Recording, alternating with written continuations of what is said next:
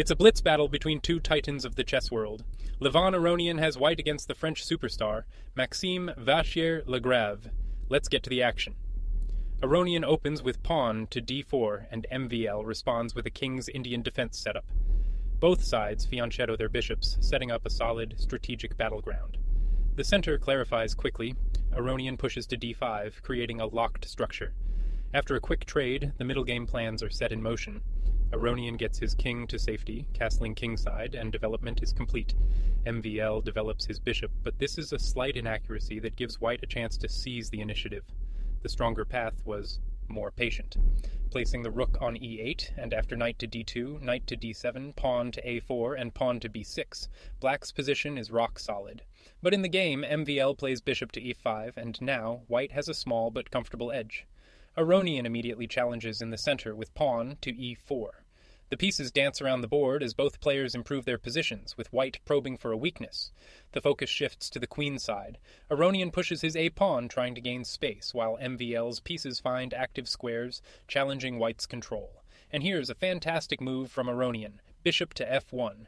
It looks passive, but it's a deep, brilliant trap, baiting black into capturing on c4. And MVL takes the bait. He snaps off the knight with his bishop on c4, stepping right into the tactical minefield. Aronian follows through perfectly. Bishop takes bishop on c4 is the essential recapture, keeping the tactical pressure at its maximum. And here's the point. If knight jumps to c7, queen to e2 prepares, and after knight to b5, bishop takes on b5 wins the rook in the corner. MVL sidesteps the main trap. Now Aronian pushes on the king side with his f-pawn, while MVL generates counterplay on the queen side, creating a double-edged position. The position remains incredibly tense. Both sides shuffle their pieces, probing for an entry point, with the queens now eyeing each other from a distance. And here, with the position on a razor's edge, Aronian plays bishop to e2, an inaccuracy that lets his advantage slip away. He had a powerful way to press forward, pushing the pawn to g4, and after bishop to d4, the bishop swings to h4, then knight takes the pawn on d5, and pawn recaptures on d5 would have won material for white. But instead, he plays bishop to e2, and the game is suddenly level again. MVL wastes no time. Rook to e8, doubling on the open file and seizing control. Aronian plays bishop to f3, but this is another slip. This move invites black's knight into the monster c4 square, handing the initiative right over to MVL. And there it is. The knight lands on c4, a beautiful outpost from which it terrorizes white's position. And under pressure, Aronian makes a third consecutive inaccuracy with rook to b3. This is a serious error that allows black to win material. White had to find a different defense. Pushing the pawn to e5 was critical, and even after knight takes the pawn on b2, queen to e2, knight to d3, and rook to b1, white is still fighting.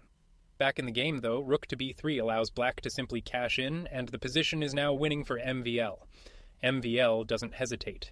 The knight grabs the pawn on b2, then takes the bishop on f2. He's up material, and now the a-pawn starts rolling down the board. With a winning position, MVL recaptures on e5, but this lets some of his advantage slip. He had a more crushing continuation. The pawn pushed to c4, and after rook to a3, pawn takes pawn on e5, pawn takes e5, and rook takes the pawn on e5 would have won another pawn cleanly. Instead, in the game, he takes on e5, which gives Aronian a glimmer of hope for counterplay, and Aronian immediately pushes his pawn to d6, trying to create chaos and distract from his own weaknesses. But MVL responds with a thunderbolt. Pawn to e4, a brilliant sacrifice. He's ignoring white's threats to rip open the king side and go straight for the king. Aronian has no choice. He has to take the rook on e7, and here comes the follow-up. Pawn takes the bishop on f3 with check, breaking down the king's defenses. Aronian finds the only move to stay in the game. Queen takes on f3. It's a fantastic defensive find under immense pressure. Anything else was losing on the spot. The dust settles, and MVL is still firmly in control. He recaptures his material and continues to improve his pieces, while white's king remains exposed. Another brilliant shot from MVL, pawn to a4. He sacrifices another pawn to deflect white's defenders and create new weaknesses. Just relentless pressure. The idea is that if white gets distracted and plays pawn to h4, king to f8 sidesteps, and after rook to e1, rook takes rook on e2, check wins a full rook. Aronian decides to trade rooks with rook takes e8 check, but this is an inaccuracy that simplifies into a lost endgame. He's trading off his best defensive piece. And MVL's recapture, queen takes e8, is the perfect response. It's the only move that keeps the full force of his advantage, leaving his queen to completely dominate the board. Now it's just a matter of technique for MVL. He methodically improves his queen's position, tightening the net around white's exposed king. And this is the final mistake. King to f1 walks into a deadly attack. He had to keep the king tucked away in the corner. The only chance was king to h1, and after queen to a6, rook to e1, king to f8, and pawn to f5, white could at least continue to resist. But after the move in the game, king to f1, the position completely collapses. MVL pushes his pawn to a3, which is still winning, but he actually missed an even more decisive blow. The killer shot was knight to c2, and after rook to b1, queen to h3 check, king to e2, queen takes h2 check would have ended the game on the spot.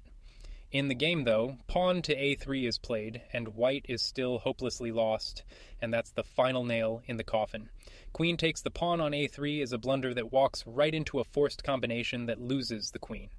He had to try rook to c1, and after queen h3 check, queen to g2, queen to c8, and knight to b3, though the position is still awful. But after the move played, queen takes a3, MVL can now end the game with a beautiful tactic. And there it is. Queen to h3 check. This is the start of a forced sequence that wins the white queen, and Aronian sees it all. And with that, Levon Aronian resigns. A brilliant attacking victory for Maxime Vachier-Lagrave. Here's the beautiful line Aronian saw that forced the resignation. The king is forced to e1, the knight jumps to c2 with check, the king is forced to e2, and the knight simply snaps off the queen on a3, and the game is over.